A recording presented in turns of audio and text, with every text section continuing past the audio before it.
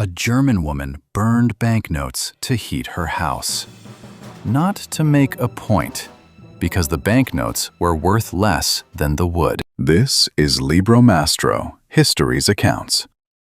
Every empire kept a ledger. We open them. Everyone remembers 1923. The machinery was already running in 1919. Germany had lost the First World War. 4 years of industrial-scale combat had been financed by debt. The government printed money and sold war bonds, expecting to repay them with reparations from the countries it beat. Instead, Germany was the country that lost.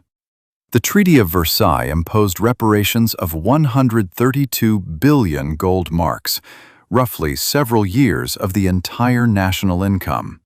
Germany also lost territory, population, industry, and its merchant fleet. The new Weimar Republic inherited a country that was exhausted, humiliated, politically fractured, and financially broken.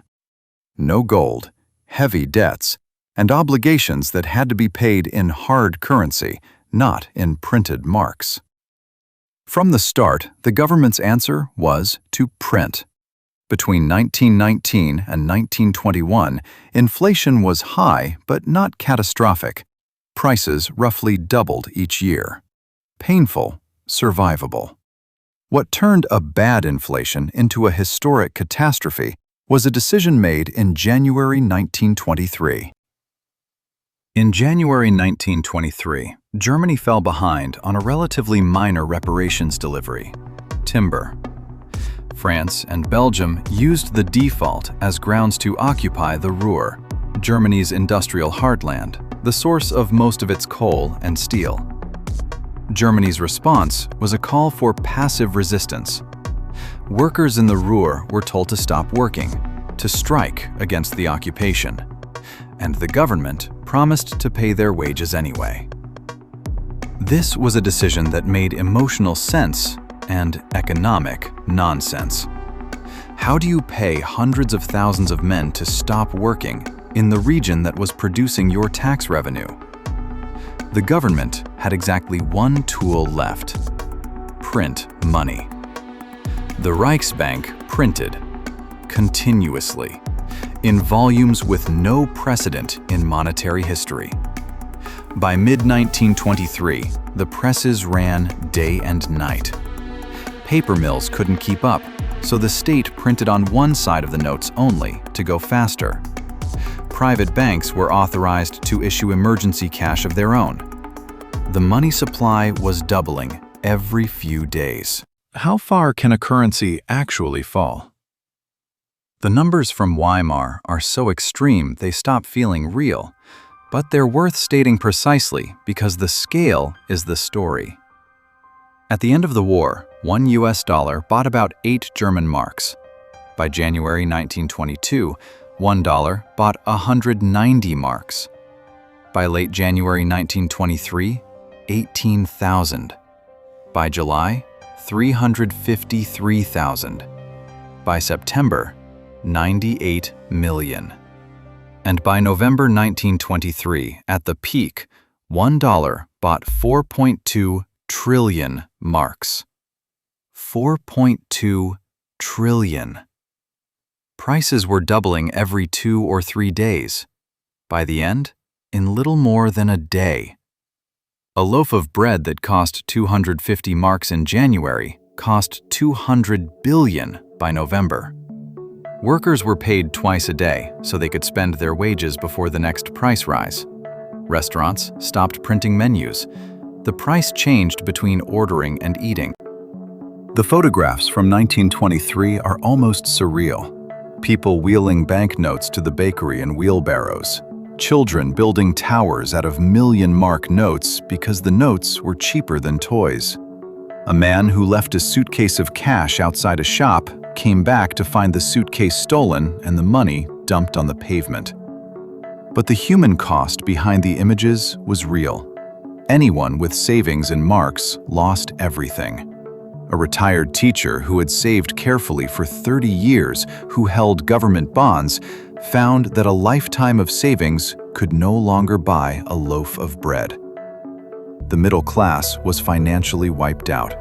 Not through any failure of their own, through a policy decision made in Berlin.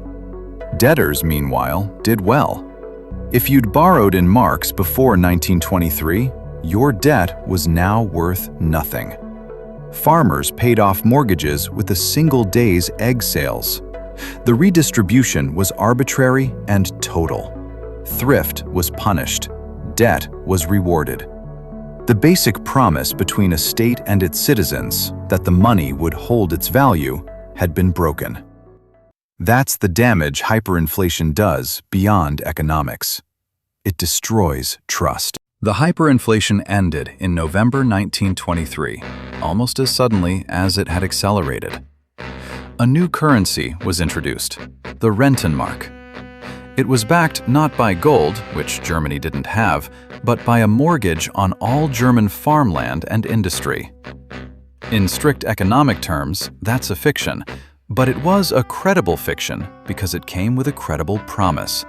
The printing would stop. The man who engineered it was Hjalmar Schacht, appointed currency commissioner that November and head of the Reichsbank by December. He cut off credit to the government, raised interest rates sharply, and made clear the new currency would not be printed at will. It worked. Within weeks, the exchange rate steadied. Prices stopped rising. 1 Rentenmark was set equal to 1 trillion old marks. And the lesson was counterintuitive. Hyperinflation ends not when the underlying problems are solved. Germany still owed reparations, still had political chaos, still had a fragile democracy. But when the government credibly commits to stop printing. Confidence is the variable. Once it's gone, everything collapses. Once it's restored, even artificially, the system can work again. November 1923 was also the month of an attempted coup in Munich, led by a then obscure agitator and a small nationalist party. It failed. He was arrested and served 9 months in prison. At the time, he was a minor figure, and the currency stabilizing in the same month seemed to suggest Germany was pulling back from the edge. The connection between the hyperinflation and what came later is contested among historians, and it's worth being careful here. The direct line is not as clean as popular history suggests.